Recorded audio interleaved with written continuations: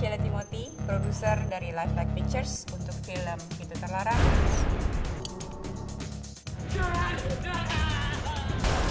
Fist Fix 1, dan Modus Anomali. Hello, please help me. I don't know what happened. What's that, Mom?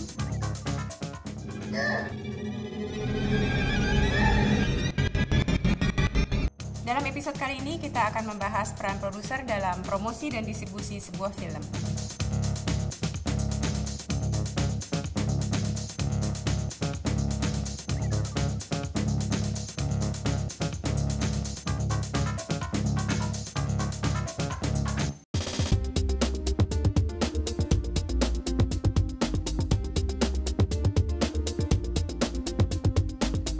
Dalam film, salah satu bentuk untuk mengajak si penonton tertarik dan mau nonton film kita adalah publicity atau publisitas. Publisitas ini bedanya dengan advertising adalah publisitas itu tidak dibayar gitu ya.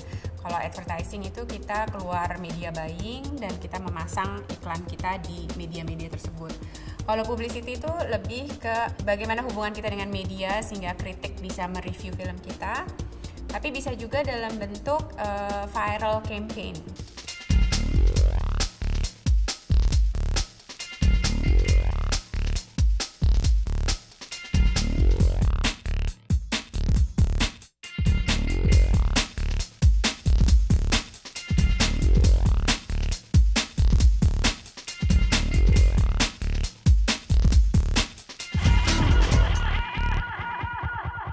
Di Modus Anomali, salah satu yang kita lakukan adalah dengan melakukan strategi consumer activation.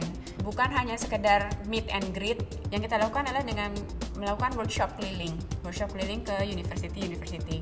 Target kita di masing-masing universitas sekitar 200-an audience.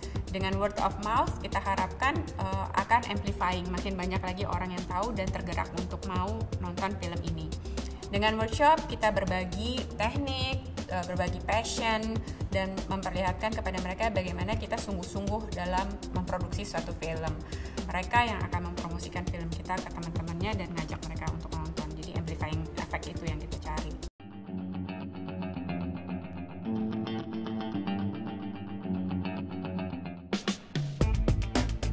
Bisa media bartering, jadi kita tukeran dengan media buying-nya mereka.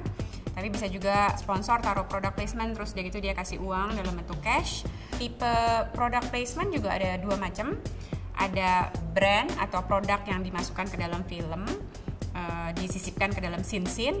Contoh yang kita lakukan misalnya pada saat Pintu Terlarang kita ada kerjasama dengan beberapa produk.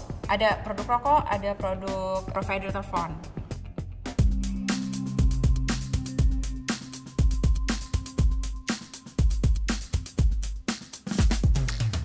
Sekarang ini kita punya berbagai macam pintu untuk mendistribusikan atau menyalurkan film kita. Satu, ada bioskop atau eksibitor, kemudian juga ada home video, DVD, VCD, ada TV stations. Selain itu juga ada satu jalur distribusi yang disebut festival. Misalnya Rotterdam, Berlinale, Cannes gitu. Biasanya mereka punya program-program khusus untuk filmmaker muda gitu. Juga ada beberapa festival yang khusus untuk film-film pendek. Itu merupakan salah satu cara untuk bisa menambah CV, dikenal sama industri, dan dijadikan bahan untuk proyek berikutnya.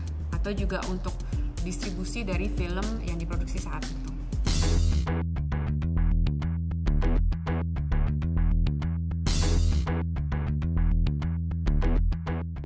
Ya, sekarang saatnya kita udah masuk ke tahap akhir dari perjuangan selama ini. Kita udah masuk ke gala premier.